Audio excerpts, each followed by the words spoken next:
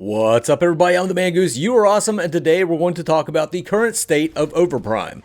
Team Souleve has made massive improvements to this game, and I'm not just talking about the addition of new heroes. They've been improving the shit that matters.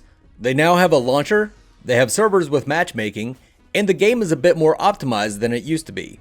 It of course isn't perfect, there are still problems that I think hold this title back, but they have listened to the community and implemented many of the things we asked for.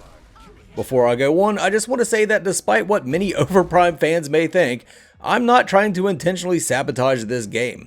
I wish the absolute best for all of these projects, even if I know that not all of them will make it. If you look at my videos for any of the other Parazombies, you'll see that I shit on everyone when I think it's necessary, not just OverPrime. In this video and in all of my content, I offer praise and criticism where I think they are due, regardless of who is making the game. I'm not going to suck developer dick for special favors.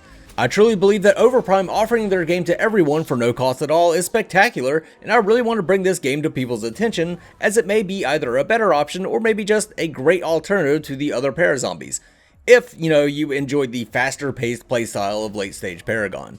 So in summary, shut the fuck up and let me do my thing.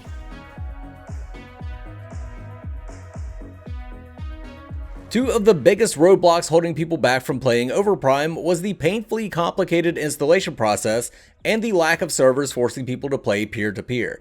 Souleve has added a bona fide launcher that will run all on its own now, both installing and updating your client automatically. However, it's very slow for most people. I'm not sure why, but if I actually used this launcher to do a fresh install, it would take me 24 hours on a 1 gig internet connection. It was much faster to manually install. I encourage you to try to run the launcher yourself, maybe you won't encounter the same problems that I did, but for me, it was faster to go the old route and download a bunch of folders and unzip them a certain way into a certain folder under the first moon of autumn while holding a possum's asshole. I'm sure the manual install is simple for the computer literate, but it was a pain in the ass for me. The other things holding people back was peer-to-peer only play. They do have servers now, North American, Asian, and European servers. You can queue into a game through a matchmaking process just like any other game. You can also choose which map you want to play on, Legacy or Monolith, something we've been asking for since Paragon servers were live. Another hitch here, depending on when you queue, you may have to wait a while. The European servers are fairly active, so that may be your best bet. However, the North American servers don't seem to have many people playing until the afternoon Eastern time. This can of course be solved by more people picking up the game and trying it out. Souleve provided the servers, but they can't force people to play.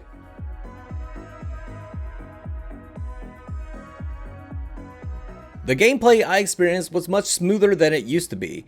I did get my ass handed to me, but I felt that was more due to an experience gap than problems with the game. They have a multitude of heroes to pick from, and even though some of the abilities have changed, they still function well with good hit detection and responsiveness. Minions did get stuck on terrain at times, but they acted like they should for the most part. Same with towers. They only locked onto you if you attacked an enemy hero while you were in tower range, or if you just jumped under there without minions. The jungle is quite nice with all the old favorite Paragon buffs, including the river bugs and the gold buff. They even added a gold buff to the offlane jungle. Fangtooth is back, as well as OverPrime. They also have the prime dunk mechanic in the game. Taking OverPrime gives a little ball on your side, much like when you take a jungle buff, and you can dunk that on the side lanes for either defensive or offensive support depending on where you dunked it. The offensive dunk will actually cause the OverPrime Guardian to push your mid lane, which is a little overpowered, but kind of cool all the same. The item system was pretty standard and used the old card points from Paragon for purchasing items, but all heroes had access to all items, which is nice. The items did function more like standard MOBA items, with one tier upgrading into another. The overall game is very fast. You gain levels and card points quickly. Movement and attack speed are also souped up. As I mentioned before, if you like the later iterations of Paragon, you'll probably like OverPrime.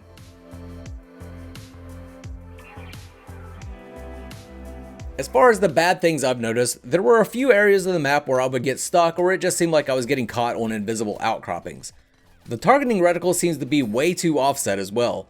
Aiming took some getting used to. Also don't like some of the ability indicators, like for Shibby's line beat. The AoE indicators are also a little odd and can be hard to maneuver around when trying to place an ability uphill. Animations can be very awkward. Always seems like you're running on a picture of the map instead of the actual map. I think this is due to the speed at which they add new heroes. OverPrime has a massive roster, but it seems to have come at the cost of polish. I've seen many people describe OverPrime as janky, and I tend to agree. It all feels like it's almost there, but not quite. The sound effects are straight garbage. No sugarcoating that one. I hate them. So there you have it. OverPrime today isn't perfect, but it's 1,000 times better than what it was a few months ago. If you tried this one and didn't find it to your liking, I suggest you pick it up again and give it a go. Souleve are offering a Paragon-like experience to anyone who wants to play, and they are giving it to you for free. Even if you have fault or you just got lucky enough to pick up a predecessor key, I urge you to give it a try for yourself. If you don't like it, just move on. But you may find that you actually missed the faster days of Paragon, that you missed the thrill of dunking the orb, or that you're more comfortable with the systems that are a bit more familiar. I almost decided to stop covering OverPrime myself, but after a few matches, I believe that Souleve has created a viable contender for a Paragon Resurrection project. If you enjoyed the video, please hit that like button and subscribe for more if you haven't already. For now, this is the Mangoose signing off. You guys have a good one. Mangoose!